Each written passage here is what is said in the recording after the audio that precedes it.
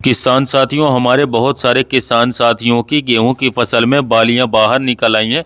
अब जब बालियां बाहर निकल आती हैं किसान साथियों, तो हम ऐसा सोचते हैं कि हमारा कार्य अब खत्म हो गया है, अब हमें अच्छा उत्पादन मिल ही जाएगा किसान साथियों। लेकिन बालियां निकलने के बाद भी कई बार या फिर बहुत बार ऐसा देखा गया है कि हम थोड़ा सा ध्यान नहीं दे पाते हैं, जिससे कि अंत समय में हमें उत्पादन में गिरावट देखने को मिलती है।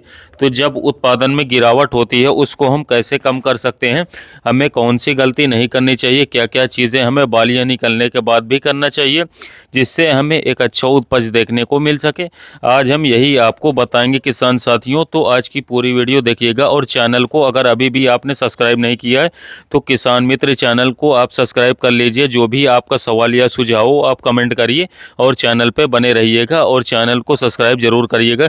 तो चलिए ज़्यादा वक्त नहीं लेते हैं, वीडियो को स्टार्ट करते हैं। सबसे पहले और सबसे ज़्यादा हम जिस बात पर ध्यान नहीं दे पाते हैं खासकर बालियां निकलने के बाद, वो होता है किसान भाइयों पानी, यानी कि सिंचाई। किसान साथियों, अक्सर हमने देखा है कि हम पानी की कमी से यानी कि नमी की कमी से हमारे दाने का भराव जो है प्रभावित होता है। दाने के जो साइज होते हैं वह छोटा रह जाता है, फसलें कमज़ोर एकदम चिपटे हुए दाने आते हैं, जिससे उनका वजन कम होने से किसान साथियों हमें उत्पादन के साथ साथ बाजार में उसकी कीमत कम देखने को मिलती है। तो अगर आप चाहते हैं कि सभी दाने का भराव सही से हो सके, तो पानी यानी कि नमी जो है किसान साथियों, नमी जब जब आपके गेहूं के दाने के मजबूत हो जाते हैं, तब तब आपको मजबूत बना करके नहीं हो जाते तब तक सिंचाई बना करके रखना है। अर्थात नमी की कमी होने से किसान साथियों आपके दाने के कमज़ोर रहने से उपज में प्रभाव पड़ सकता है।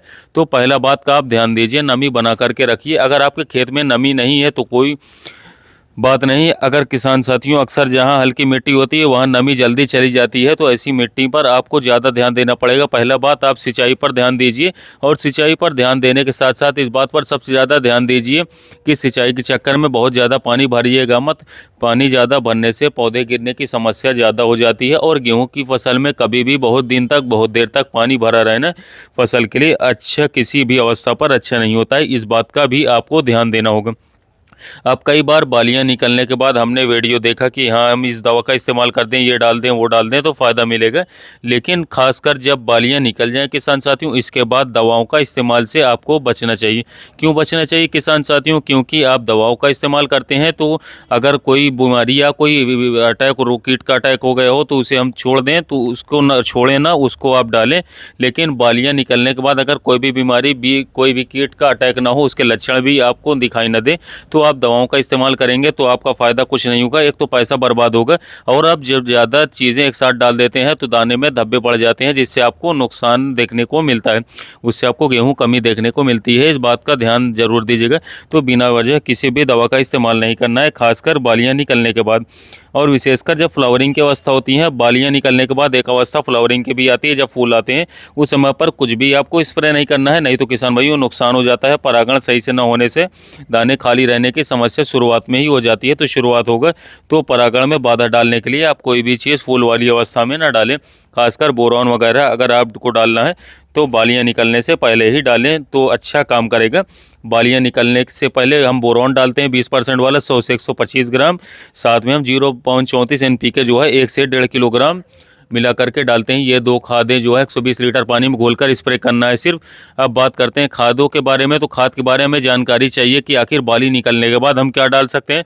कुछ नहीं डालना, बस 1 NPK अपनी फसल के हिसाब से। अगर फसल आपको थोड़ा सा दिखती है कि दाने सही से भरने में समस्या हो सकती है, तो ऐसी दशा में आपने पोटाश वगैरह बुआई के समय पर न डाला हो, कम मात्रा में डाला हो, तो खासकर इस अवस्था में पोटाश की पूर्ति करने से दाने का भराव बढ़िया से होता है।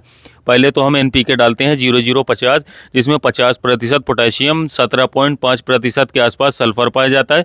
ये जो दो तत्व आपके पौधे में दाने के भराव में बहुत ही हेल्प करते हैं। 1 से 1.5 किलो यह NPK बालियां निकलने के बाद दाना भरते समय आपको देना चाहिए। अब किसान साथियों, आप बालियां निकलने के बाद आपकी फसल में थोड़ा बहुत पीलापन दिखता है, पत्तियों में आपको दिखता है कि पत्तियां पीली हैं, झंडी पत्ती पीली है, तो पीली पत्ती से भोजन का निर्माण सही से न होने से दाने का भराव सही से नहीं हो पाता है। तो ऐसी दशा में आप NPK 0050 न डालते हुए आप NPK 13045 डालिएगा 1 से 1.5 किलोग्राम।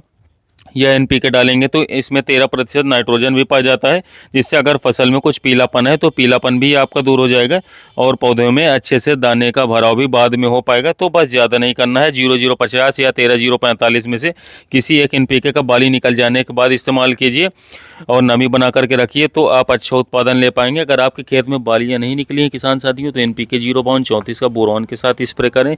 अगर आप इस तरीके से अपने खेत में एनपीके खादों का इस्तेमाल करते हैं तो किसान साथियों, मैं निश्चिंत ही 100% गारंटी के साथ कह सकता हूं कि आप 100% बहुत ही शानदार अपनी गेहूं की फसल से पैदावारी ले पाएंगे। धन्यवाद किसान भाइयों, मिलते हैं नए वीडियो में नए टॉपिक के साथ।